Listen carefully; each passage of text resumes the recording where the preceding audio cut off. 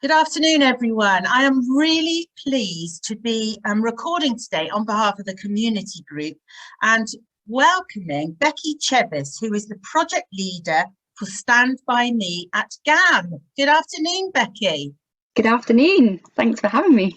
It all sounds quite complicated, actually. And obviously, the members of the Honourable Company, probably most of them don't know, A, what GAM is, and what a project leader for Stand By Me is. So should we start by you explaining what GAM stands for? Yeah, great. So GAM stands for Gloucestershire Academy of Music. We've got premises right by the docks called Barbican House, where hundreds of children come and have instrumental lessons on a weekly basis, but we also have a lot of projects we run in schools and the community gamelan group and other workshops, so the sort of orchestras for the children as well as for grown-ups. So some schools, obviously, the children can have instrumental lessons in the schools, can't they? So do some schools not offer that, and so they have to come to you if they want instrumental lessons? I think it's kept changing, and I think some people come, so I teach the flute there as well, and I think some people come to me there because they don't want to miss lessons in schools. So someone got in touch recently to say that they're missing GCSE lessons if they have lessons in school, so they'd rather come after school to an academy instead. So yeah, I think it depends on what different schools offer and what pupils want, really. And do all the children have the opportunity to play in a group if they have lessons there? Yeah, there's loads of groups going on. I think on the Saturday there are sort of more group works that happen then in particular. Okay. And so tell us what the Stand By Me project is. So Stand By Me is a project that I've been running for a couple of years that aims to connect primary schools and care homes doing interactive music sessions together, which is just wonderful. I really love it. Obviously, COVID has affected that in a really massive way, but we've managed to keep going.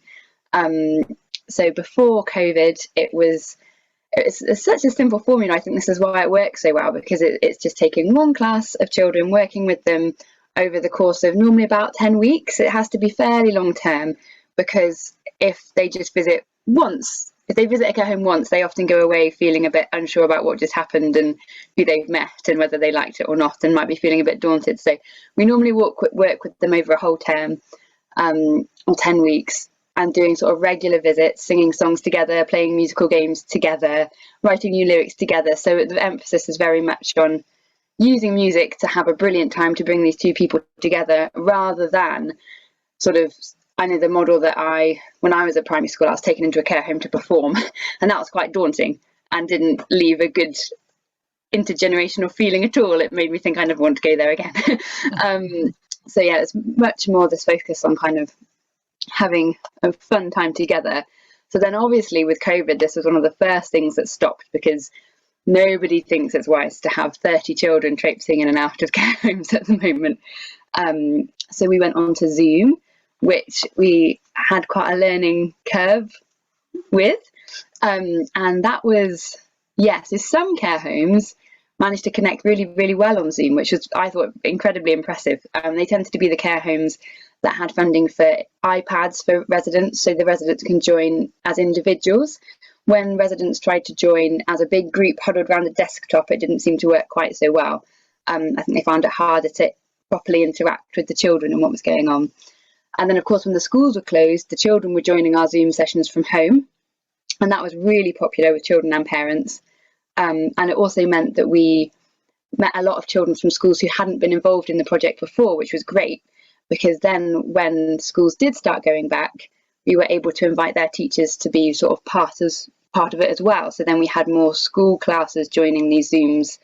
So yeah, it's really funny Zooms with some care home residents, some whole classes of school children, some children who are isolating at home. And then also the other thing we were able to sort of grow on Zoom was we were able to include more older adults who are isolated at home living independently. And they really enjoyed it too. So that was when things were all on Zoom.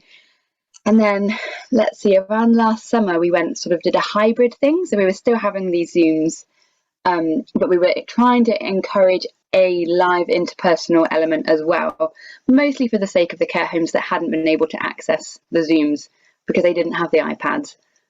So for that, we were encouraging the children to sometimes write cards or letters that we could then deliver to the care homes. So on the Zoom, I would play them a piece of music on the flute or something like that, and they would draw what it made them imagine, and then I would go and collect the cards and physically take them to the care home and play them the same piece of music outside. We set up a sort of pretend beach scene in the car park of one care home where the piece of music had been about the sea. So then we set up the seaside in a care home car park and delivered these cards that had drawings of the sea and played them this piece of music, as well as having a sing along of all the things you might expect. I do like to be beside the seaside. Yeah, just to give some sort of live element to it, where there were care homes that were struggling to connect on Zoom. And then since then, we've grown this idea of the live outdoor sessions. That's what we're developing at the moment. And this has gone particularly well in Blakeney, where a class of children from Blakeney has been going along to Sydenham House Care Home, and that's been really wonderful, having outdoor sessions in their garden. And yeah, the care home have been wonderful. They put on fireworks display for the children, which was fantastic, and exactly the kind of thing that will break down that stereotype of children not wanting to go to care homes because they feel like a sort of strange and unhappy place. Instead, it's sort of building really positive memories attached there, as well as giving everyone a really fun time in the moment. So that's what Stand By Me is. Oh, fantastic. How far around the county do you go? As far as we can. I mean, it really is just open to any primary school, any care home in the county, so long as that they can reach each other. So yeah, so anywhere is the answer. We had a very successful pairing up in Tewkesbury before COVID, so that was sort of towards that border. And then Blakeney, there's a couple of other schools.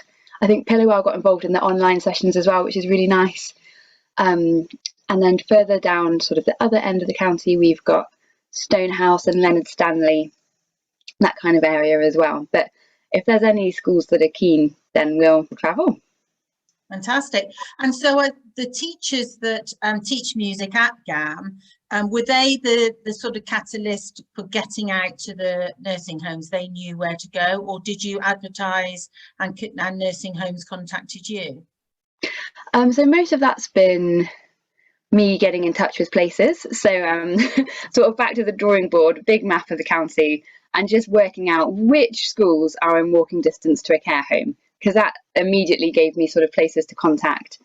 And then from there, using GAM's contacts and anyone else's contacts, if I knew teachers, trying to get hold of the schools and the care homes to say, would you be interested? That's the way we've mostly gone about it in terms of recruiting schools. And have you sort of tied it in with the children playing to them, or is it always interactive between the children and the old people? Because they do like to be entertained by children too, don't they? Yeah, they do. At the moment, it's mostly been trying to keep the interactive element going, and that's partly because a lot of the schools that we're working with aren't having instrumental lessons.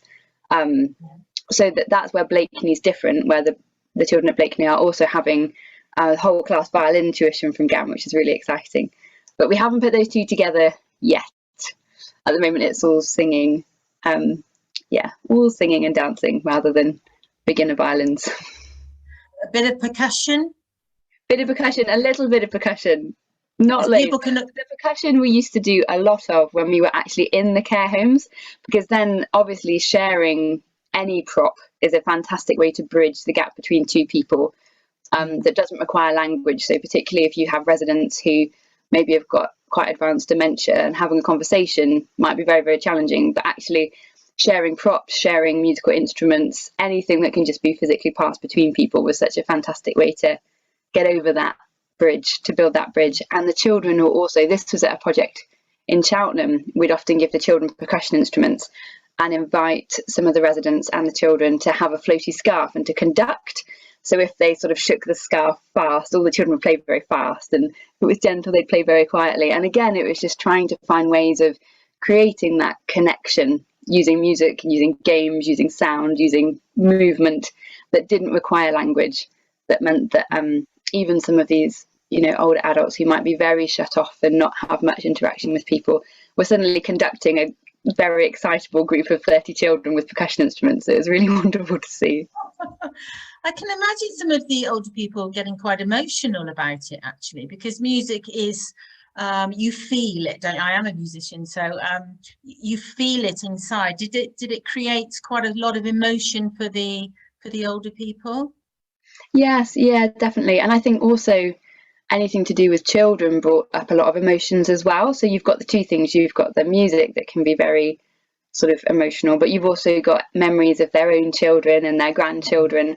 And that was particularly hard when they weren't able to see their own children and grandchildren. Yeah. And that's obviously the situation we're still in. Yeah. So yeah, it's a very emotional, touches on very emotional topics. Yeah. And so what was the money itself actually used for? So the money goes on paying the musicians to run the sessions. Yeah, so we've got, normally I run them, but the other thing, we've been encouraging other musicians from GAM to come as well, either as guest musicians on Zoom, where they've brought along different instruments to do a creative listening task, which has always been really wonderful, because when we started on Zoom, so I play the flute mainly and a couple of other things, and Tom, who's been running the Zoom sessions with me, is predominantly a singer, but he also plays the African kora. So we had sort of a number of instruments which we could introduce to the children between us. But as obviously we all were on Zoom for a lot longer than we expected we would be, we soon ran out. So being able to invite other professional musicians along to play for the children and introduce their instruments has been really exciting as well. We had all sorts of different, we had baroque oboes and bassoons and trumpets with a loop pedal, and an organist from Gloucester Cathedral came and joined us, which was fantastic to give the children that backstage tour of what goes on up in that organ loft. Yeah. It's amazing, isn't it? And so things are opening up now, and are there some big concerts that we could plug on this on our YouTube channel? So there are. GAM's got a couple of big concerts coming up to celebrate. It's got a big anniversary, which is very exciting. I do not have the details on the top of my head, which is awful. I'm sorry. That's okay. We can put the website address underneath, and then people can, you know, they can look it up. But is GAM completely open now for children to come back and play in groups? Yes, children are all back playing in groups, having lessons face to face. Really excitingly, because half term's coming up and we've got the big string going on with hundreds of string players from across the county playing together, and then the big blast with the wind and brass players, which is the one that I'm involved in. So that will be, yeah, children all back in person playing together, making a lot of noise. It'd be great. I mean, children who start playing music at the age of 8 and 9 or whatever, or even smaller strings. I do know that the Lumsdens used to start really, really early, because I was one of those people that was involved in it. But that gap where they weren't having lessons, how much do you think that has affected them? Oh, I think it really depends on the child and how they found, because I think we moved to Zoom lessons quite quickly. So if some children managed to really focus on Zoom lessons, in fact, bizarrely, some children focus better on Zoom lessons than in person, which amazed all of us, whereas others didn't. And I think that's been the main thing. So for some children, it's been an unfortunate blip, and there are definitely things on Zoom to do with technique that you cannot address as a teacher. That you could in person, but children kept playing. Whereas I think for other children that maybe struggled with Zoom, it was a lot harder. And I think GAM was very quick to be able to get back to offering in-person lessons as soon as they could in their building, with everyone all spaced out. And I think that was really good. Yeah, I mean, to try and plug that gap. I remember the building opening, actually. Have you outgrown the building yet, or is it still fit for purpose? No, that we've got a big application at the moment to buy the building properly, so it's currently rented, and then do a lot of building work to it, which will give us more space, which will be brilliant, because it's definitely needed. Yeah, and a great success, hasn't it? It started as an acorn and it's been so successful that it is really, it's well known, extremely well known. So we will put the details below to look up all the concerts that are on. And, you know, I think, I'm not sure if it's a year or two and you might be able to apply for another grant, but I think some of our members are hoping to get to the event for the strings. And we can put that on the link as well. And thanks very much for giving up your time to talk to me today. Oh, thank you. And we wish you well for opening up properly and some lots of really big concerts. That would be brilliant. Perfect. Thank you. Thank you very much, Becky. Thank you, Julie.